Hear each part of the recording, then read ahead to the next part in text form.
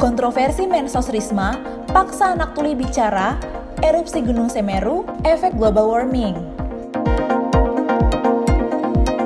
Kontroversi Mensos Risma yang sempat diisukan akan direshuffle Presiden Jokowi tengah hangat diperbincangkan.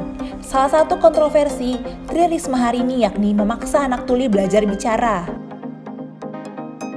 Selain itu, Tri Risma hari ini juga pernah disebut suka meniru gaya belusukan Presiden Joko Widodo alias Jokowi. Tak hanya itu, ada pula kontroversi Mensos Risma lainnya.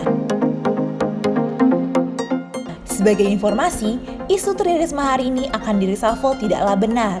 Hal ini terbukti dari penelusuran turnbackhoax.id, jaringan suara.com yang menyebut pernyataan Tri Risma hari ini pantas direshuffle merupakan pandangan dari pengamat komunikasi politik Jamiluddin Ritonga, bukan Presiden Jokowi. Pandangan Jamiluddin Ritonga tersebut terkait dengan video sang Mensos saat memarahi petugas pendamping PKH pada September 2021 lalu. Ya, itulah kontroversi Tri Risma hari ini saat memarahi petugas pendamping PKH hingga membuat Gubernur Gorontalo, Rusli Habibie tidak terima. Berikut sederet kontroversi Mensos Risma. Pertama, sebut erupsi Gunung Semeru sebagai dampak global warming. Mensos Risma sempat menjadi bahan olok warganet di media sosial pada Januari 2021 yang lalu. Hal ini lantaran ia mengungkapkan pendapat terkait adanya kemungkinan letusan Gunung Semeru di Jawa Timur yang terjadi karena pemanasan global. Memang dampak global warming ini luar biasa. Mungkin loh ya, karena saya teorinya tidak tahu dan saya juga bukan ahlinya. Tapi karena ada gempa bumi, kemudian ada goyang-goyangan di lempengan yang menyebabkan adanya erupsi Gunung Semeru dan sebagainya, kita tidak tahu. Tapi kita harus siap, kata Menteri Risma di Lumajang seperti diwartakan suara.com pada Senin 20 Januari 2021 yang lalu.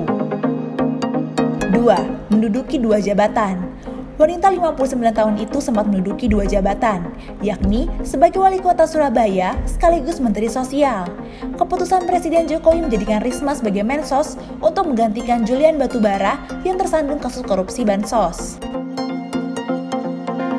3. Belusukan.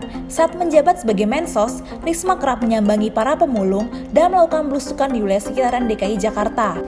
Aksi tersebut justru dinilai meniru gaya belusukan ala Presiden Jokowi. Wakil Ketua Dewan Perwakilan Rakyat atau DPR, Fahri Hamzah, sampai pernah mengingatkan Risma agar fokus kepada pekerjaannya sebagai menteri yang berbeda dengan wali kota. Temui sosok gelandangan di ibu kota.